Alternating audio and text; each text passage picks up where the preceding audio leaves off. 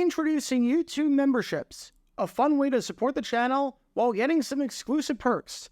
Click the join button to become a member now and get benefits like badges next to your name on videos, behind-the-scenes photos, advantages during the live trivia game, discounts on merchandise, private one-on-one video chats, the ability to request future video topics, and exclusive 8 to 10 minute videos on the history of the NFL.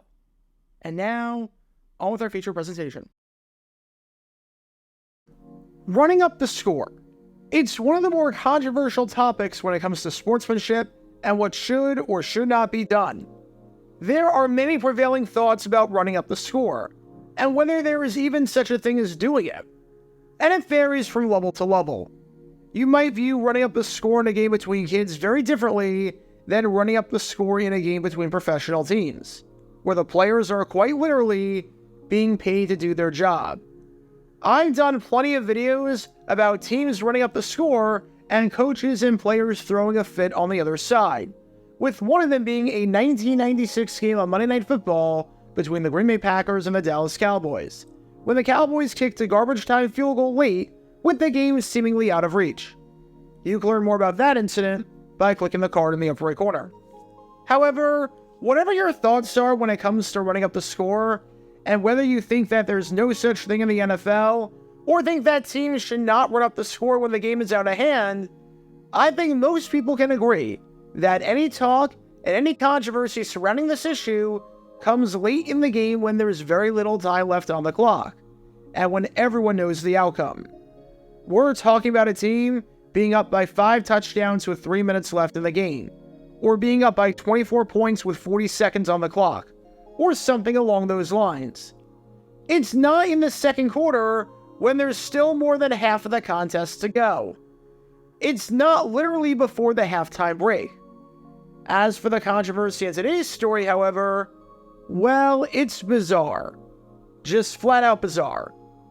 Because during this game right here that you've been watching this whole time, a contest in 2000 between the Baltimore Ravens and the Cleveland Browns, the Browns accused the Ravens and head coach Brian Billick of running up the score, even though it was only the second quarter. And with the two teams playing each other this weekend, if you're watching at the time of this video, this is the story behind what might just be, considering the circumstances, the dumbest running up the score controversy in NFL history.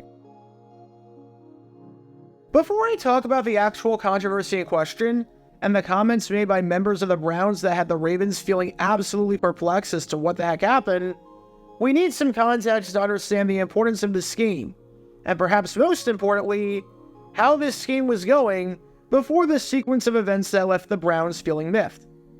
It's November 26, 2000. It's week 13 of the NFL season, and as we're past Thanksgiving and heading down the home stretch of the year, we've got a big AFC Central game on our hands between the Cleveland Browns and the Baltimore Ravens. The wounds were still fresh by this point. Now for the Browns, this game meant nothing.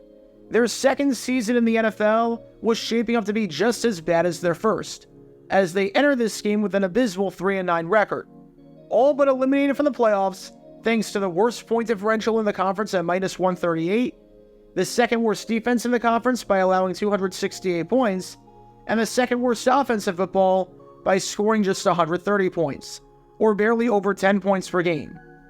I mean, it would be nice to beat the Ravens, seeing as Baltimore took your team from you, but from a standings perspective, this game was meaningless to them, as their season was over after losing 8 of their most 9 recent games. But for the Ravens, this game was a big deal to them, and that goes without saying. The Ravens were in a great spot to make it to the playoffs for the first time in franchise history, thanks to their stellar defense that had allowed just 128 points through 4 games, which was on pace to potentially become one of the greatest defenses in the history of the sport. They entered this game with an 8-4 record, and with the offense finally starting to find some sort of rhythm after going over a month without a touchdown, and with the team starting to fire on all cylinders after a 3-game winning streak, a win here against Cleveland would give them all the momentum in the world going into their super late bye week. Win this game, and you potentially move to just half a game back of the AFC Central lead. More importantly, win this game, and you create some cushion in the playoff hunt, seeing as 8 teams in the AFC were 7-4 or better, and only 6 make the playoffs. The Ravens were heavy 15-point favorites at home, especially after shutting the Browns out in their last meeting 12-0 back in Week 5, and they were looking to exert their dominance here. And oh man, did they do just that. Did they do that and then some? Because this game was ugly with a capital U, as even though the Ravens were 15-point favorites, Vegas might have underestimated them, as by the time the final whistle sounded, this one was not even a contest, as the Ravens won 44-7. The Browns scored a touchdown on their first drive of the game to take a 7-0 lead 4 minutes in, and from that point on, it was all Baltimore, to the point where it looked like the teams were playing completely different sports. Excluding Cleveland's first drive of the game, they did not run a single play in Baltimore territory. In fact, in the second half, they didn't even so much as cross their own 40-yard line. Cleveland had 13 drives after the opening touchdown drive. On those 13 drives, the Browns punted 10 times, turned it over twice, and had one drive where it was the end of the game. On those 13 drives, the Browns had, get ready for this, 26 yards. Seriously, 13 drives and 26 yards, or 2 yards per drive. 2 yards per play is the sign of an atrocious offensive performance. 2 yards per drive? That is something else entirely. The Browns had 5 first downs all game, held on to the ball for just 21 minutes, and the Ravens outgained the Browns a whopping 461 to 112 in total yardage, having more than 4 yards for every yard the Browns got. There's no other way to describe this game other than to say that it was a total beatdown in every sense of the word. And I think everyone knew that the Ravens were going to win this game. They knew it when the game kicked off, they knew it by the end of the game, and they especially knew it by halftime. But where things get incredibly bizarre and controversial come right here in the second quarter, with the Ravens leading 31-7 after scoring points on 5 of their last 6 drives. It's a 24-point game, so it's obviously not looking good for the Browns. But they do have the ball with 1:50 left at their 38-yard line, and they do get the ball to start the second half. So if they get something here and get something out of the halftime break, they have a chance to double up, and at the very least, work their way back into this game. Granted, this is against the 2000 Ravens defense that we're talking about, so the odds of this happening are about the same as the odds of Frank Reich being named the AP Coach of the Year this year. But it's at least still a possibility. That possibility quickly goes away, though, after Doug Peterson struggles to get anything going. Love you, Doug, as a head coach, but this game was not your finest hour from a quarterback perspective. First down, and as Kevin Johnson runs a comeback route and seems to create separation, Peterson just misses him. This throw was a wounded duck. There was no spiral to speak of, even though he was not hit on the play, and the ball was not tipped. Bizarre throw. Second down, and Peterson takes a shot as he gets rid of the ball over the middle. It was intended for Dennis Northcutt, but he's lucky this one wasn't picked off, because Northcutt was blanketed all the way. Third down, and the good news is that Peterson completes a pass, throwing a short pass to David Patton. The bad news is that it only goes for 7 yards, so the Browns are faced with 4th and 3 at their own 45-yard line. They have to punt the football away. Now, if you're head coach Brian Billick, the clock is running. There's 1:34 left in the half. It makes all the sense in the world to call a timeout here. In fact, it'd be kind of stupid if you didn't call a timeout, considering the circumstances. If you call a timeout, you have 1 left, but you get the ball back with about 1:30 left on the clock. You have time to run your offense. You have time to use the middle of the field.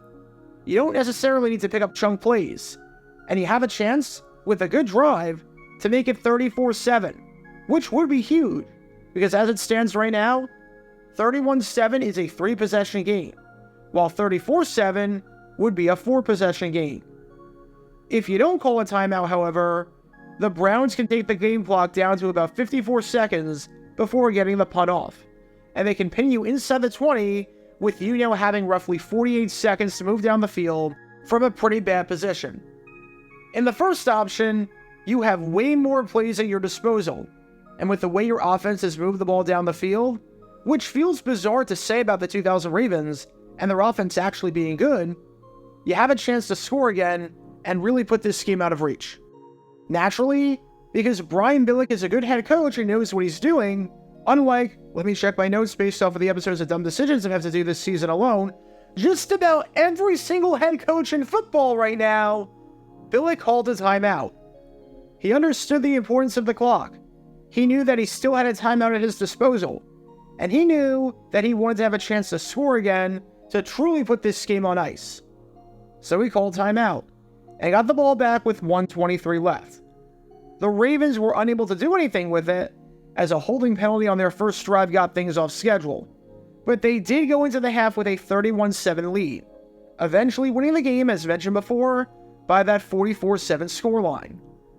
This whole sequence seemed rather inconsequential, right? The Browns get stuffed, the Ravens call timeout to get a possession before the half, and the Ravens can't do anything with it. There's no reason that this sequence should be remembered nearly a quarter century later. Heck, there's no reason that this sequence should have even been remembered the day after the game. But the Browns were absolutely livid about this, and that's putting it lightly. Because in their eyes, this man that you've been watching, Brian Billick, by calling a timeout in that spot, he was trying to run up the score. He was being completely unprofessional.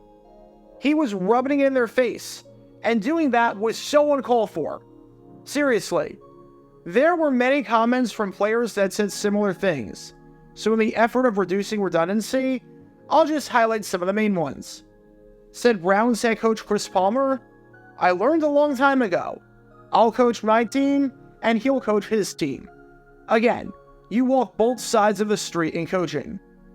Leading the charge for the players in this was Browns middle linebacker and second-year man Wally Rayner, who said, "They tried to rub our noses in the ground." We'll remember that. Again, this was over Billick calling a timeout in the second quarter with a 31-7 lead. A 24-point game, so just 3 possessions with more than half the contest still to go. And here were the Browns complaining that the Ravens were trying to run up the score on them. Right away, I'm sure you can see just how asinine this is. Let's just assume that running up the score is immoral, and that you should not do it. Again, this is not my stance at all, but let's just assume that you're in the camp that you should not run up the score, and that once the game is decided, you call off the hounds, because what's done is done, and you just take the win and move on. You can't possibly think that applies with 32 minutes left in the game, right? Not in a 3-possession contest where the opposing team gets the ball to start the half, right? I mean, how many 3-possession comebacks of the half have you seen in football? Probably a fair amount. It's not exactly unheard of for a team to come back from 3 scores down. Obviously, this game was held in 2000, more than a decade and a half before Super Bowl 51, where we all know what happened. So this comment seems even more absurd today than it did at the time. And trust me, it was already absurd back in 2000.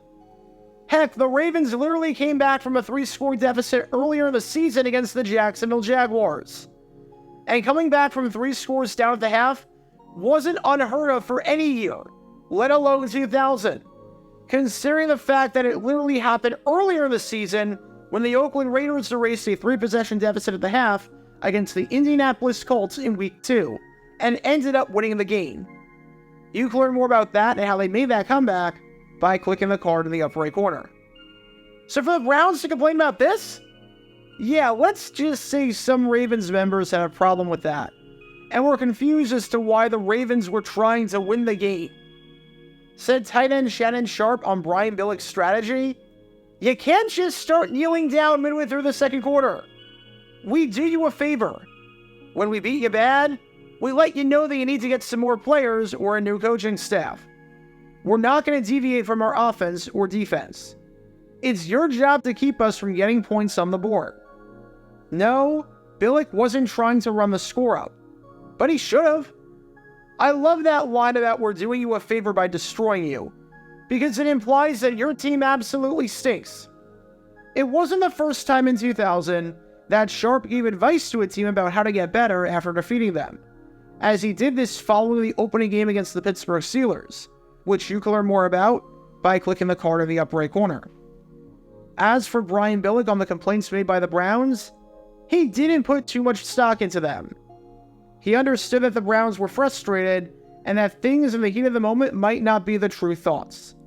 Said Billick, after a game like that, it's hard to hold any player or coach accountable.